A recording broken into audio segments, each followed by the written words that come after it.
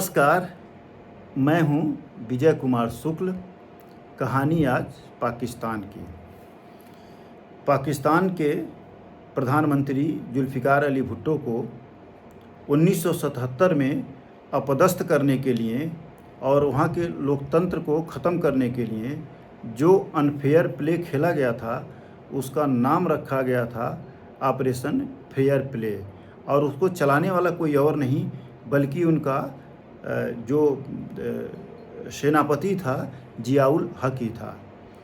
ज़ियाउल हक जुल्फ़िकार अली भुट्टो का बहुत ही लायल था और इतना लायल था कि कहते हैं कि जुल्फ़िकार अली भुट्टो ने अपने कई मिलिट्री के सीनियर अफसरों को ओवरलोक करके ज़ियाउल हक को अपना सेनापति बनाया था। ज़ियाउल हक जो है एक ऐसा अपना मुरीद निकला कि जैसे कि कहते हैं ना कि हर मुरीद का एक टारगेट होता है कि अपने मुर्शिद के सिंहासन पर कब्जा करना, तो ऐसा ही मुरीद ज़ियाउल हक भी निकला। ज़ियाउल हक ने जुल्फ़िकार अली भुट्टो को अपदस्थ कर उन्हें जेल में डाला और बाद में उन्हें फांसी पर चढ़ा दिया। ज़ियाउल हक के बारे में कहा जाता है कि जब वह सत्ता में आया तो आमतौर पर जो होता है कि कोई भी तानाशाह जब सत्ता में आता है तो वो अपने नंगे रूप में तो आ नहीं सकता है, तो वह संस्कृत का, धर्म का या संस्कृत का या किसी विचारधारा का लबादा ओढ़ कर आता है। तो ऐसे ही लबादा ओढ़ कर ज़ियाउल हक भी आया। ज़ियाउल हक आया इस्लाम का लबादा ओढ़ कर, शरिया का लबादा ओढ़ कर, और उसने अपने शासन व्यवस्था का नाम दिया निज़ामे मुस्तफ़ा। वह शासक बनते ही जो पहला काम ये किया कि उसने कहा कि जितने भी सरकारी पत्र जाएंगे सबसे उनको शुरू में अल्लाह अकबर से ही शुरुआत किया जाएगा। उसने सरकारी पत्रों पर अल्लाह अकबर लिखवाना शुरू किया।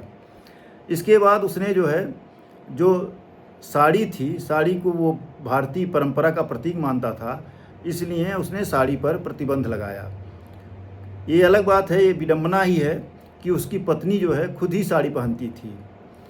उसने शरिया कानून लागू कराया और उस समय जो 6वीं शताब्दी में जो अरब में पत्थर मारने का और हाथ काटने का जो सज़ा होता था, उस सज़ा को लागू करवाया और कई अपने विरोधियों को इसी शरिया के माध्यम से निपटा भी दिया। उसने एक हदूद एक्ट पास करवाया। हदूद एक्ट वह एक्ट था कि जिसमें माना जाता अगर किसी महिला के साथ कोई बालासंग या रेप की कोई घटना हुई तो उस रेप के घटना को देखने वाले जब तक 4 लोग नहीं हैं तब तक उस पर कोई भी कानूनी कार्रवाई नहीं की जा सकती है। और यहाँ तक ये एक्ट लागू हुआ कि कई बार जो शिकायत करने वाली महिलाएं थीं उनको खुद ही जेल में डाल दिया गया था। उसने शरिया के अनुरूप सारे बैंकों के ब्याज लेने और देने को ख़त्म कर दिया था। उसने जो वहाँ के अहमदिया मुसलमान थे उनको इस्लाम से निकाल कर अलग कर दिया और माना कि ये मुसलमान नहीं हैं। उसने कुरान की बेअदबी करने पर ब्लास्फेमी एक्ट भी पास करवाया था। ज़ियाउल हक अपने इन्हीं कारणों से वह सत्ता में तो ज़रूर रहा पर उसके विरोधी बढ़ते गए और अंत में एक दिन ऐसा आया कि आम की जो टोकरी रखी थी वही उसके प्लेन में विस्फोट कर गई और जैसा कि हर तानाशाह का हश्र होता है उसका भी वही हश्र हुआ और उस विस्फोट में वो ज़ियाउल हक मारा गया।